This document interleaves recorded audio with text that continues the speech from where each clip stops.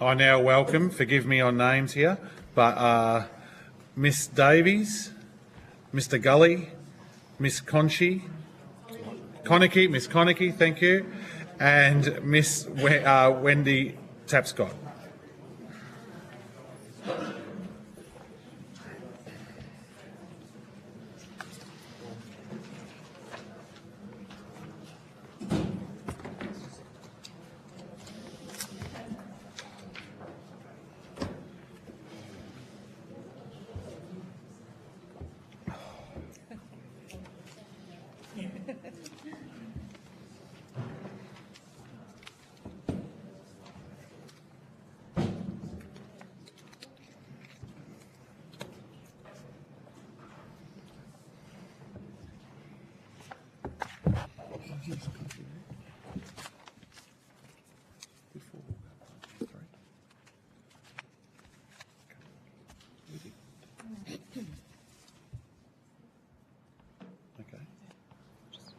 All right. We'll just start with you guys, and we'll get for the Hansard record. Would you please state your name and capacity in which you appear before the committee? And we'll start with you, Ms. Davies. Oh, thank you. Nicole Davies. I appear in my personal capacity. Thank you. Rob Gulley, personal capacity. Wendy Tapscott, personal capacity. Thank you. This hearing is a legal proceeding of the Parliament. The giving of false or misleading evidence is a serious matter and may be regarded as a contempt of Parliament. The evidence given today will be recorded by Hansard and attracts parliamentary privilege. Before I invite you to make a brief opening statement, then we proceed to discussions. Would you please state if you're a current or former member of a political party or a union or an investor in the renewables or nuclear industries, please? Start with you, Mr. I recently joined after finding their position in offshore wind, the Liberal Party in the Busselton branch, and not investments around union. Thank you. Mr. Gulley? I'm not a member of any political party. Yeah. So could you just state your name for the Hansard record? Me? Yeah, you. Sorry. I'm Brenda Conochie, and I am a member of the Greens. I've also been a member of the ALP in the past, and I am a former member of the Teachers' Union. Thank you, Ms. Conochie. I'm a local. I don't belong to any political party. No worries, thank you. I now invite you to all make a brief opening statement. If we could just keep it brief so we can get to questions, that would be great. We'll start with you, Ms. Davies. Okay. I'm speaking today in my personal capacity and as a resident of the Geograph Bay area. My research into the proposed Bunbury offshore wind zone has led me to consider the broader implications to our local marine ecosystem, economic considerations and social licence issues. Through asking the question, what other options do we have, a significant part of this research included discussions with nuclear energy experts, leading me to conclude that if climate change is our primary concern, then nuclear energy must be part of the conversation. But in order to do that in an unbiased manner, the moratorium on nuclear must be lifted. I guess there are three key points that I just wanted to make today, and the first is that the current pathway for a renewables-only energy system in WA, reliant on large-scale intermittent wind and solar, firmed by batteries and backed by peaking gas, does not represent a viable long-term economic solution for our state's energy needs. Secondly, the significant differences between the WA's wholesale electricity market and the national electricity market, that must be acknowledged. And thirdly, energy security cannot be addressed in silos. It requires a holistic approach that considers the broader system impacts. We need to remove the bias and have an honest discussion, and I appreciate the opportunity that you are providing to do this in this forum today.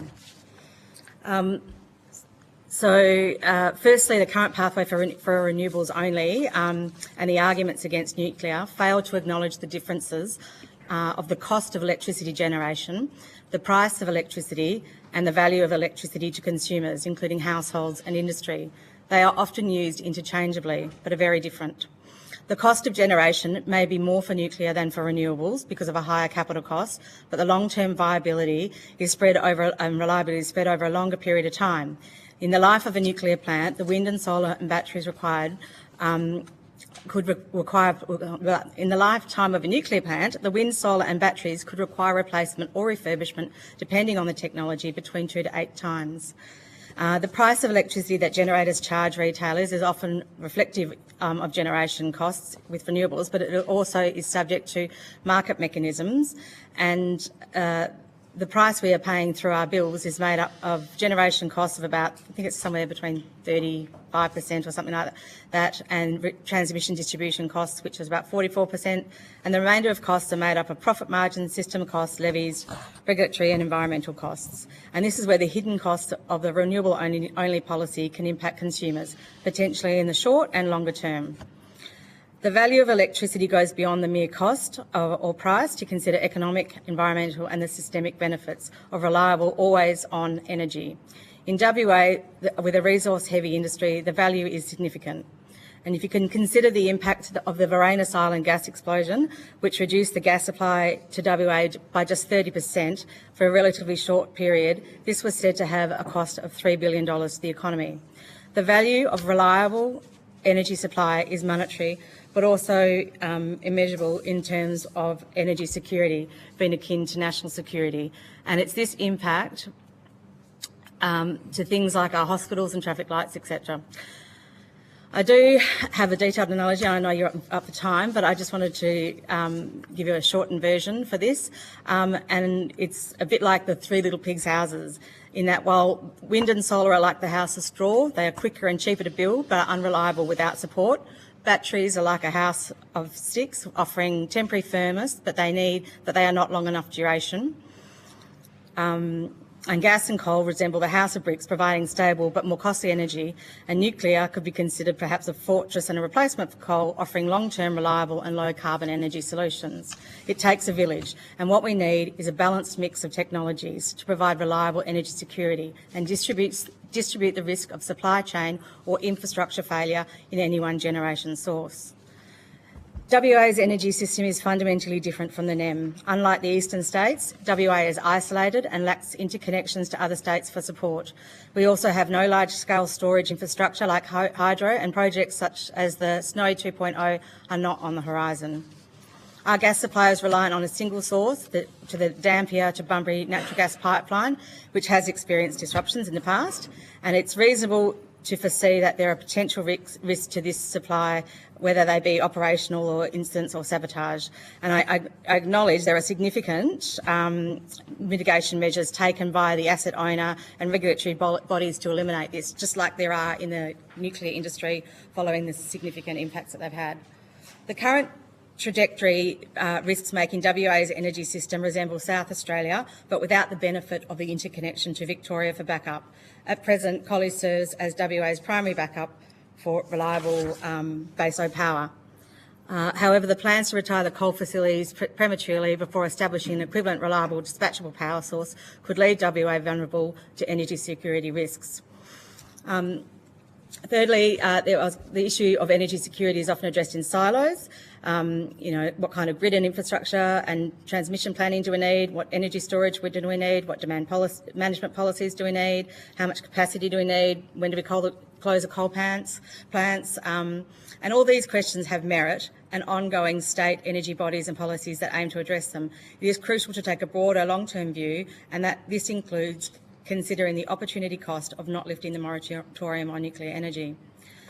Currently, offshore wind is a focus for the federal government, and following the declaration of the Bunbury area as a potential offshore wind zone, the feasibility licence application deadline has been extended multiple times, from the 11th of November by a month and now to the end of January. To date, no applications have been received. This may reflect the challenges facing the global offshore wind industry, and I can go through those if you want me to, but not for time. We are a little bit. Yeah, I understand. Yeah, there's other people that have still got to speak as well. Okay, sure. Yep. Thank you.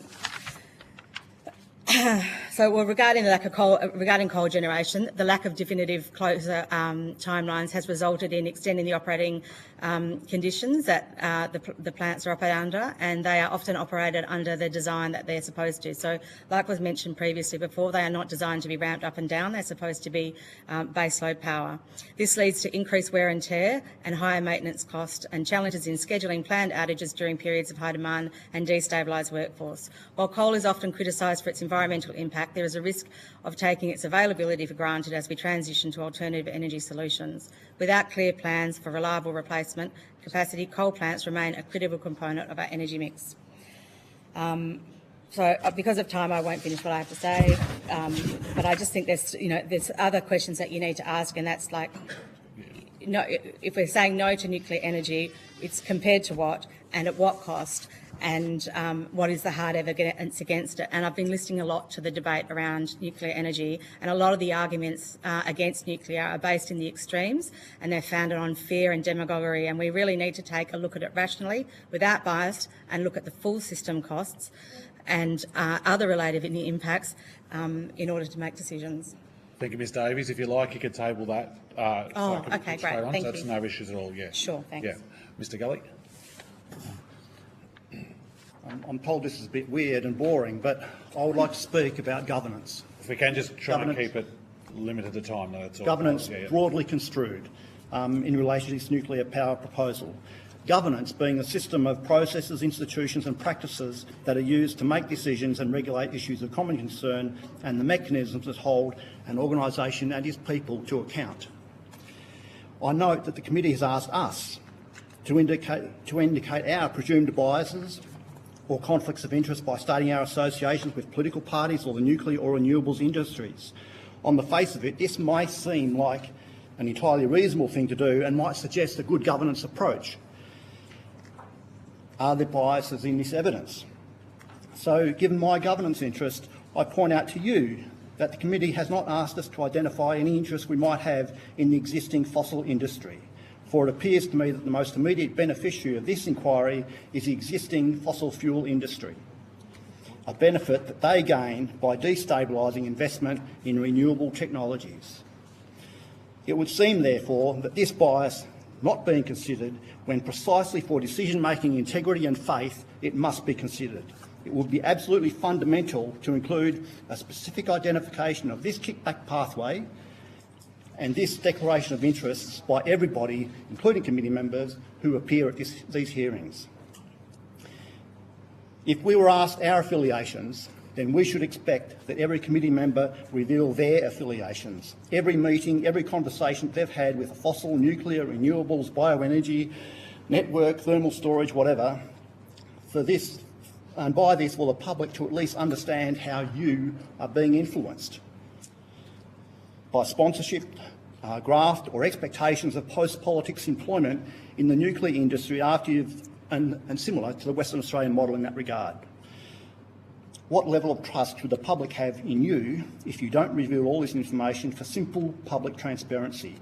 Remember, this is about governance, and industry lobbyists meet elected officials regularly in ways that the general public cannot and cannot see, and politicians can be influenced in unknown ways.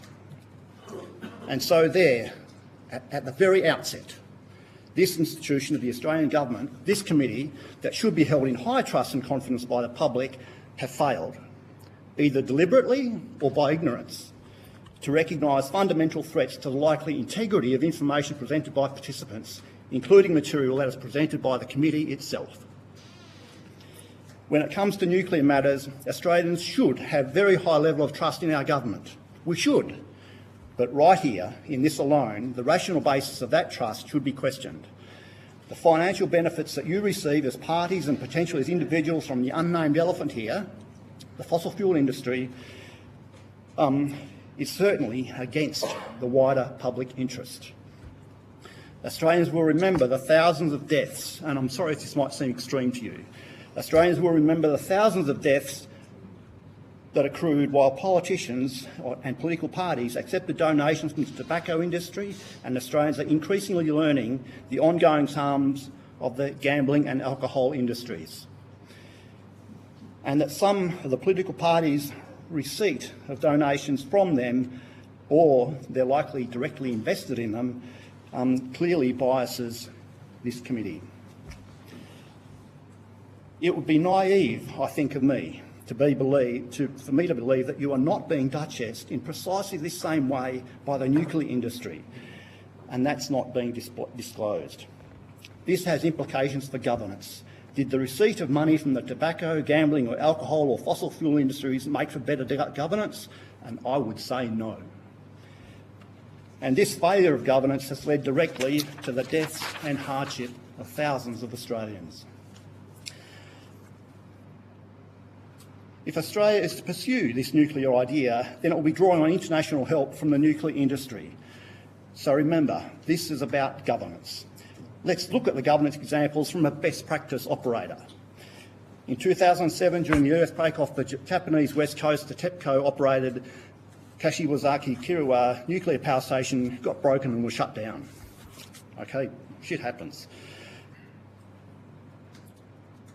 In 2010, the TEPCO annual report, so 3 years after that event, in 2010, the TEPCO annual report states, going forward, as a matter of course, we will use the most sophisticated knowledge and techniques available at the time in building, maintaining and configuring nuclear power plants that are highly safe and secure in the event of natural disasters. So, world's best practice. However, we are not going to become complacent. We need to constantly remain open to new ideas. We want to share the perspective of local inhabitants in devoting all of our strengths to building nuclear power plants that are safe and secure. 2010. That's from TEPCO report. The TEPCO annual report, read them, there's dozens of them, they all say the same thing, we're reliable, etc. We still don't have more people to speak, Yep. so we've only got another 20 minutes left. So, in that case, what should I choose of this? Oh, in 2011 March, you all know what happened in Fukushima. So, yeah. The thing that I'd like to say very briefly then is that TEPCO, as a world's best practice operator, they go out to the world and they say, we're good, we're good, we're good, we're full of lawyers, academics, professionals and experts. And what happens? Well, the place blows up. And thousands of people are affected by that. And but for dumb luck, and okay, I accept it might be a bit extreme, but for dumb luck, Tokyo didn't need to be evacuated. But for dumb luck. Those sorts of events were closely supervised, managed, overseen, organised, coordinated by nuclear industry experts. Every nuclear industry accident, every I dropped a bit of radioactive rubbish on the side of the road, every theft of nuclear materials, every misappropriation of nuclear materials has been overseen directly by nuclear experts. So should I, in terms of governance, should I have faith in those nuclear experts? And you've been hearing from them. They will sit here and they'll say, I'm an expert, I know about this. Every nuclear accident that's ever happened, every loss of radioactive material, every routine radiological release has been supervised directly by those people. Should I accept that? No, I do not accept that. That is definitely not a good governance approach to accept from those people their expertise when they have directly overseen every nuclear accident that's happened. Thank you, Mr. Gulley. Miss Conochie. Conochie. And just on I might get it right in the next one. And just on timing, we did start this session a bit late, so I hope we won't be squashed because of it. These are meant to be 2 to 3 minute statements, sure. And both of them have been over 8 minutes so far. Right. So I'll see if I can beat that. Together, each. Okay. I'll cut you off. Another I'm bit not of going to be nasty, but I will cut you off if you do. Another bit of vested interest or association is that Rob and I run a small eco-auditing business part-time, and we do market stalls giving free information voluntarily, but we do actually get paid by local government to go into people's houses, help them save electricity, gas and water, and help them with their house plans to see if they can tweak them to be better. And this is achieving a wonderful feedback and 10 to 20% savings. And we call energy efficiency, it's called internationally, if you look in the right places, the first fuel. It is the first fuel. It's the lowest hanging fruit. And I was really pleased to read that in the World Nuclear Industry Status Report, nuclear's share of global energy production was only 9.15% last year. 9% last year. It was 17% in 1996. And why that's of interest to me is that with 10 to 20% just in households, I know industry is different and that needs different, engineers to energy audit and so on, but we've only just scratched the surface, we as a society. We've got hardly any subsidies, and your state government isn't doing much for that, $3,500 towards an EV, but no help for heat pumps to replace big old clunking hot water systems, or to replace old air conditioning, etc. Can we just get back to the terms of reference? We're not here to talk about the state. We're here to talk about. Sorry. inquiries. Okay, fair enough. Thank you. Energy efficiency, the first fuel. So the other things I wanted to touch on, and perhaps in the questions they might come up, is that I'm opposed to nuclear power everywhere in the world, and everywhere it's been brought in, there's been dissent. We've followed with interest the No Nukes Asia Forum with the dissenting people in Japan, Korea, Taiwan, etc. There's been dissent everywhere. I'm against it anywhere. Uranium mining, start at the beginning, health effects on workers, transport risks, ghastly tailings dams up at Ranger that ERA was just going to walk away from, etc. Uranium mining, bad. Okay. Reactors, the workers, there's new information coming out about needing to make the millisieverts, level way, way lower, because there's virtually no safe level of ionising radiation. And cardiovascular diseases are now included in a big British and American study of hundreds of thousands of workers, with as well as cancer tumours. So radioactive stuff for workers, contamination of environment. I believe Jackie Jarvis gave a speech, I haven't seen the text of it, about how in America farming land around nuclear power plants, they have to guarantee that they can keep all their animals inside for indefinite periods if there's contamination.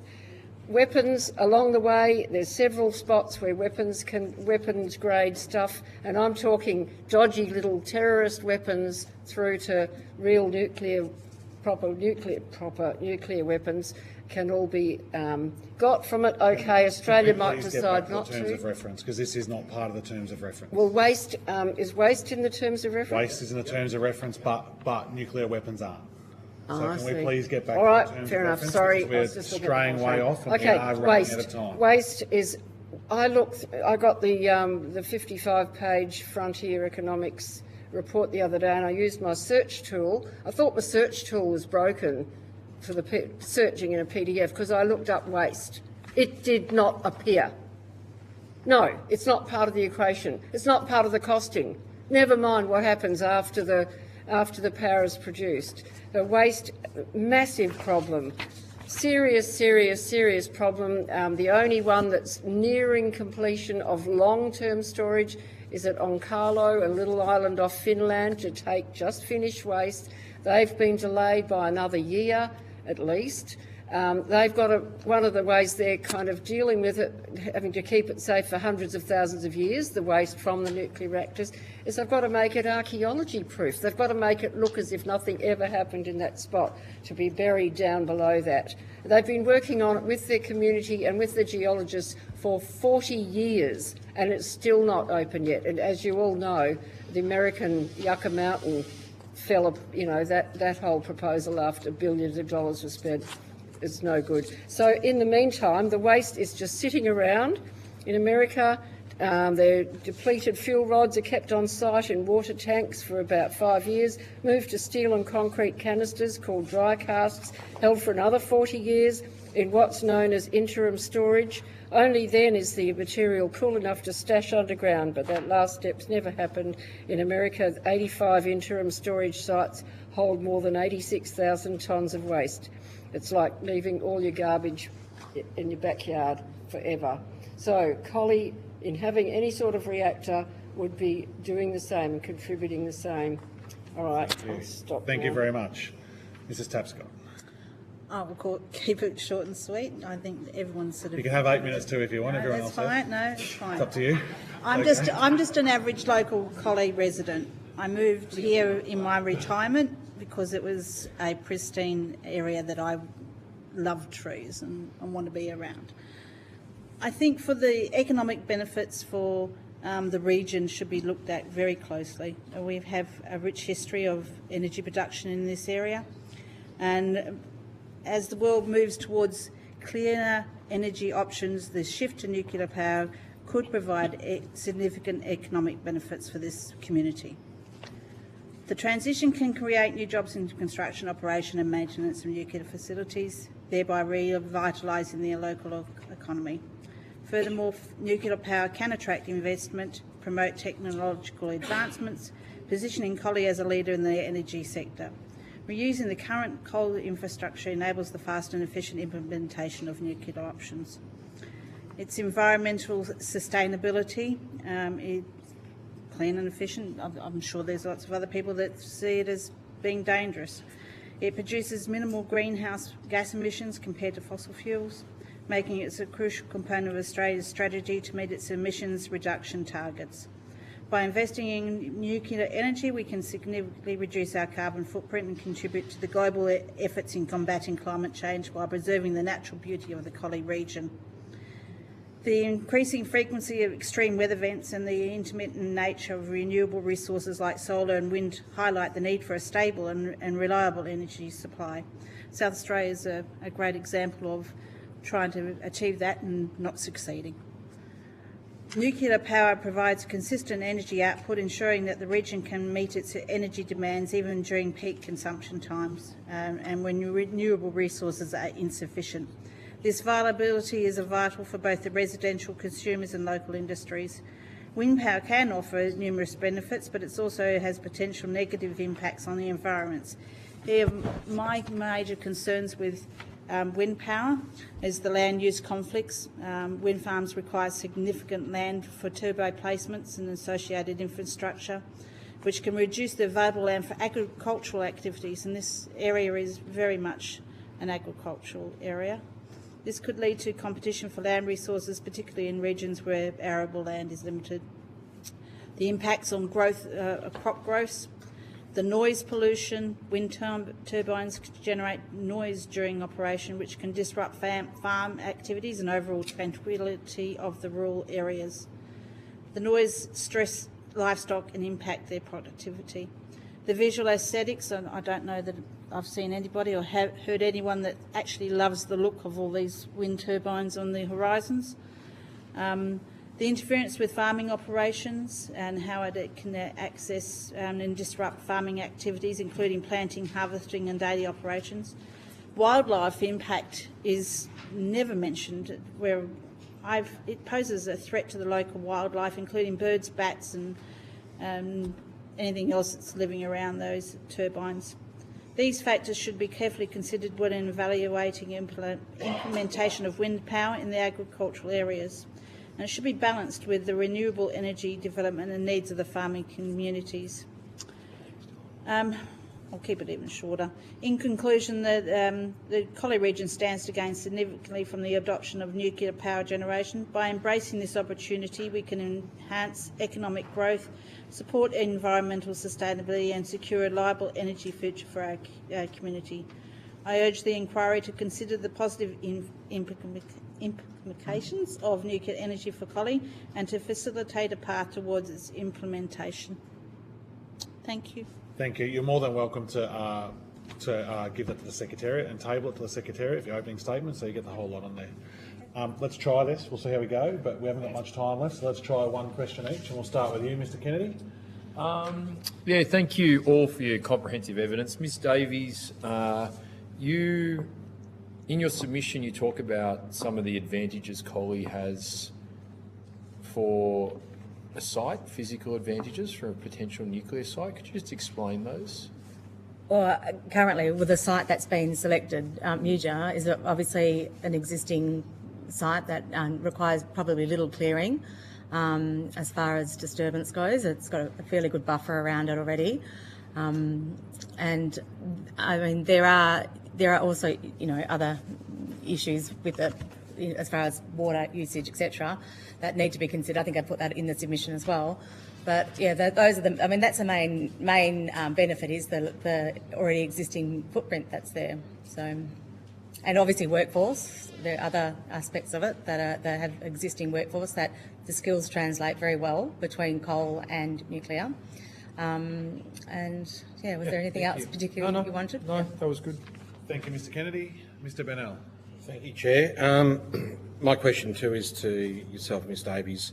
I note in your opening statement that you made a lot of statements around the current pathway, removing the bias, and in particular a lot of comment around the offshore wind project near Bunbury, and a need to follow facts. And the thing that concerns me at the moment, and I wanted to just get your insight on this, is that under the LNP's proposal, they clearly talk about SMRs only for Collie. Not talking about any other type of reactor, although the Shadow Treasurer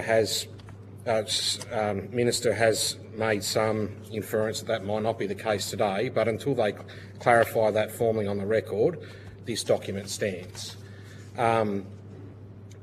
You do understand that SMR technology is not commercially viable or available across the globe right now, and in good conscience, do you think that that is something that Collie should be promised and pursue to solve your energy needs here in this state? It's not right now, but it's very close. So I've been saying that for 20 years. Well, I understand that there's the Chalk River in America that's due to be available in 2026. And fairly recently, we've had Amazon, Microsoft and Google invest in SMR technology as well. So I think... Just to be clear, Ms Davies, there currently is not a commercially viable small modular reactor available across the globe. I've heard you make this point before in the hearing, so I have been listening to them. And you're right, that's absolutely right. There is currently not that. But by the time, I mean, we are looking at a staged approach. I mean, you have to lift the moratorium. That will take some time. But by that stage, it will probably be 2026, and then we could ask that question and have a different answer.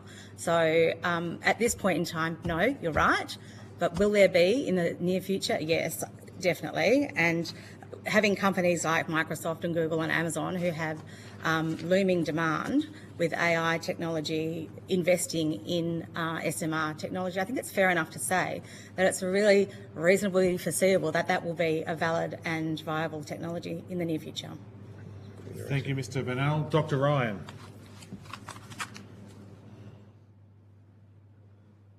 Thank you, Chair. So just a question to the last lady, sorry, who was answering a question. So she was expressing support for the activities of Google and other companies which have been investing overseas in additional capacity for energy generation. Is that right? So what was I expressing support for them? I was just acknowledging the fact that they are doing that. Yeah, and so given that is the case, would you have concerns about the coalition's plan that was released at the end of last week, which would actually mean that Australia would have 40% less electricity in 2050, in which case we wouldn't be able to engage with things like AI or cryptocurrency?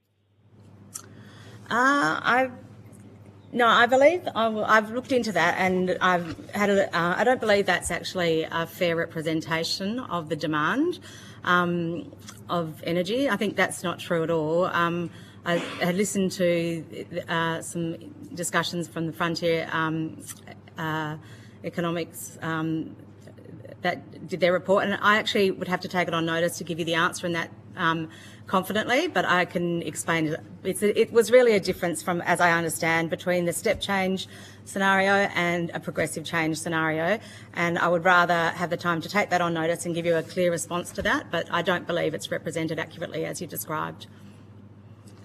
Thank you, Dr Ryan. Mr O'Brien.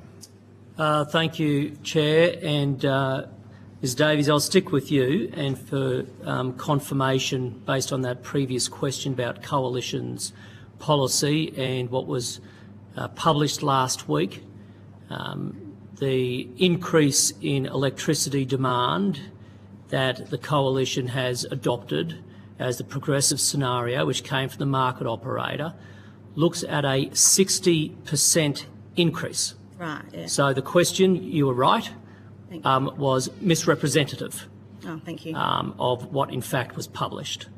My question though, goes to your comments about the Bunbury offshore wind zone. Okay. And some of the problems that arose through that process. Can you please outline that for the committee? It's very important for the committee to understand the alternate approach that we are currently embarking down. Well, I mean, it's actually the reason I'm here is because I went along in very good faith to the consultation process that they had in Bunbury. With my background, I have, fairly good understanding of the legislation, and I had, a fairly reasonable query in relation to whether or not during the feasibility stage constructions of the wind turbines could occur. And I went up to somebody to ask them, who do I go to speak to this about? And she just said, you're wrong. This is wrong. I'm done. And is this at a community engagement This is at a meeting? community engagement. Okay. Yeah, she said, put it in a submission and go away. Literally just like that. So I was like, wow, that's a really interesting reaction for a government representative and she was the senior lady, so I actually went up to her junior and she said, actually, that does seem valid. Do you know how to make a submission? And she was much more helpful. There was actually no information in any of the information about the impacts, the negative impacts. It was all the positive impacts of offshore wind. The consultation process itself was rapid. It was very biased in the sense that it never presented any of the negative impacts. And I mean, we have migratory whales, we have ramsar birds, 2 wetlands, in fact 3, within the vicinity of the proposed zone. There's a lot of issues that they could have presented, and every single one was basically, negated by a statement that they had. The consultation itself was 60 days. In fact, if you count, if you take out the weekends and etc., then potentially borderline 60 days.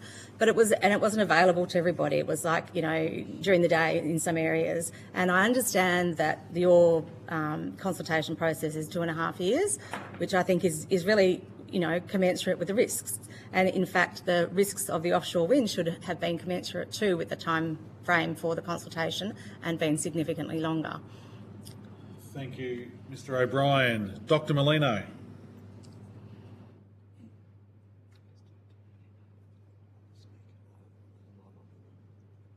Thank you, Dr. Molino. Oh, sorry. Thank you, Dr. Molino. Your turn. I was just One question. I was just wondering about the witnesses that talked about waste. I was just wondering if they could flesh out. I think they talked about the problem of costing nuclear energy without factoring in the likely costs of managing waste over a very long period of time, and indeed the challenges of finding a site. Just wondering if you could flesh that out a little. Well, I certainly don't have any figures at my fingertips, but we know it would be billions and billions. And got a quote here from Paul Murray from the US Department of Energy, who says everybody talks about shiny new reactors, but nobody ever talks about back-end management of the fuel that comes out of them. And, sorry, I can't talk figures, but you know what a massive cost it would be. And factoring in, like the Finns have had to do in their on Carlo Place, factoring in that our society may look nothing like we are. There could have been invasions and migrations and unspeakable things that teenagers watch in post-apocalyptic movies that I never watch. Those sorts of things that they've got to account for in dealing with waste permanently. And as for the temporary waste that Americans have accepted until now, apparently, with these canisters and swimming pools full of stuff, just all accidents waiting to happen and spillages waiting to happen, and that do from time to time, and you don't hear about them all. A little spillage here and a little spillage there and a bit of toxic contamination here and there. Sorry, that's probably all I'll say at this stage. Thank you. Ms. Bad Mascarenhas. news. Thanks. West Australians have voted, you could say, with their feet or actually their roofs. And so 1 in 3 households in Western Australia have solar panels on their roofs. If we introduce nuclear power, there is a real likelihood that people's solar panels will effectively not be able to pump electricity into the grid.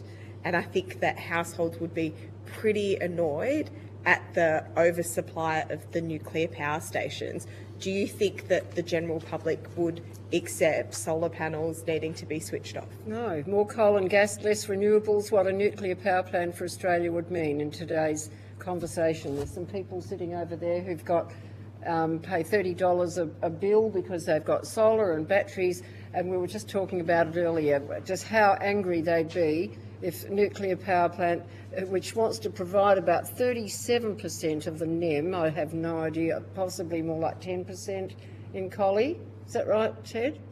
10%? No, I'm asking you about the percentage. If the chair wishes to give me the floor, I will, but I'm not going to be. Well, could you ask him to say how much? We're not opening the floor to questions. That can All right, be a conversation. 10%. Have it talk to me after. If it's 10%, if it's 10% here, but nuclear has to go all day and all night, and if the sun's shining brightly and there's plenty of solar, they're going to have to shut off people's solar power, and people will then have to be paying 31 cents, which is our West Australian price per unit, instead of 3 cents that they'd be paying, you know, when it comes through their solar plan. So yeah, they'd be angry, and if people knew that, that would not pass the pub test. It's got to get, the news has to get into the pub though, to spread to the people in the pub, because they're hearing other stuff that they think the other side will think will get through the pub. I think Ms Davies would like to add something. If I could just say something. For a start, I think what you've just said there is comparing that issue of supply and rooftop solar and having controls over putting that back into the grid, and you attributed that to nuclear. That's actually, nuclear's not on the, it's not even, it's not here. That's what's been reported. I know, but we're actually facing that real issue right now, and there's no nuclear. And what has actually caused that is the renewables and unreliable grid, right? That's why we need gas and batteries. Yeah. So we've got that issue right now, but we've got that issue right now without nuclear. So I really think so nuclear would make it worse. No, I don't think so. So nuclear is actually much, because that's why we're turning off our coal-fired hang on power a second. stations. The nuclear before, it was said earlier in the previous panel, they said that it didn't follow load and it had to be maintained at levels, and it didn't work well with renewables. And I know for a fact that that's not correct. In actual fact, and I would again have to take it on notice to give you the evidence if you wanted it to be. Yes, I'm absolutely happy to do that. Nuclear is load following, and it does complement renewables. So what you actually have just put forward there, I don't believe is accurate, and it's not reflecting the impact that there would be. So I think, again, I'd like to take that on notice and get you some evidence back for that. You're welcome to. I worked in the energy space for over 12 years as an engineer. Thank you, Ms Mascarenas. And my question is more to Ms Davies and Ms Tapscott here. You both talked about jobs for the area. You both talked about how having a nuclear power station here would be good economically for this area. It would create work. It would give power supply. It would give good, reliable power, as I think you said as well. Yeah. We have heard Michaelia Cash did make a comment and saying that this wouldn't be here until the second tranche, which is in the lead up to 2050. That's 25 years away. Do you think it's acceptable to wait that long and give people hope for that long? I don't find it acceptable to wait that long. I think there's other options. We should be working towards this a little bit more quickly. But I understand this is a huge issue for Australia, especially as we've been a non-nuclear country for so long, that changing perceptions, and it's going to take a long, long time. So that's a senior figure for the opposition saying that it's not going to be done until 2050. Two questions here, are you, Chair? Well, I was just more making a clarifying statement. Just clarifying. Why don't we hear from the witnesses instead? So, just once, Mr. O'Brien, could we have it where you don't butt in for a whole day? Just once? It's your but show. anyway, it's okay. Well, apparently it's not sometimes, because you do your work. So, but anyway, let's go to you, Ms Davies. Okay, well, the fact is you can't switch off the coal-fired power stations until you have a reliable replacement for it. So if it takes 25 years, that's how long it takes. I would hope that it didn't take that long, and that may have been a comment that was made when there did not seem to be a proposition of a change in government. So you don't know the context within which that comment was made, and I think those sorts of things should be considered. In actual fact, I think when there is a reliable replacement, then you can turn off the power stations. And is that ideal? Potentially not. But, you know, what's also not ideal is having no electricity supply for a very resource-rich state that relies on industry as well. So I think that's our options. Thank you, Ms Davies. I could go on with lots of questions here, but we're not going to. Unfortunately, we've run out of time today. Thank you for your time. If you've been asked to provide any